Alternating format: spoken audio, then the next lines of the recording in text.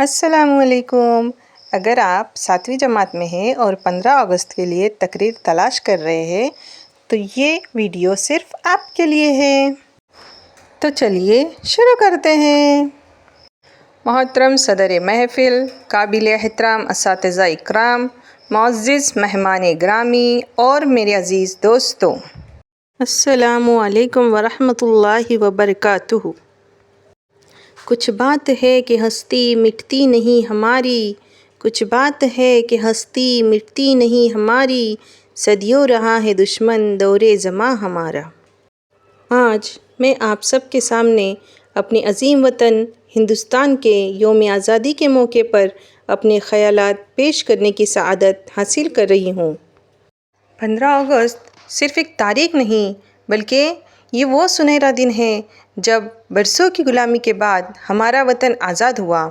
یہ آزادی ہمیں تحفے میں نہیں ملی بلکہ لاکھوں بہادر سپوتوں کی قربانیوں، جدوجہد اور بے مثال ہمت کا نتیجہ ہے۔ ان شہداء نے اپنی آج کو قربان کیا تاکہ ہمارا کل روشن ہو سکے۔ میرے عزیز دوستو، ہم اکثر آزادی کا جشن تو مناتے ہیں، لیکن کیا ہم نے کبھی سوچا ہے کہ ہم اپنے ملک کے لیے کیا کر رہے ہیں؟ ایک طالب علم ہونے کے ناطے ہماری سب سے بڑی ذمہ داری یہ ہے کہ ہم دل لگا کر تعلیم حاصل کریں، اپنے والدین اور اساتذہ کا احترام کریں، سچ بولیں، ایماندار رہیں، صفائی کا خیال رکھیں اور ہر مذہب اور ہر انسان کا احترام کریں۔ یہی عادتیں ہمیں ایک اچھا شہری بناتی ہے اور یہی حقیقی حب الوطنی ہے۔ ہندوستان مختلف مذاہب، زبانوں اور ثقافتوں کا خوبصورت گلدستہ ہے۔ ہماری اصل طاقت اتحاد، محبت اور بھائی چارہ ہے۔ اگر ہم سب مل کر محنت کریں تو ہمارا ملک ترقی کی نئی بلندیوں کو چھو سکتا ہے۔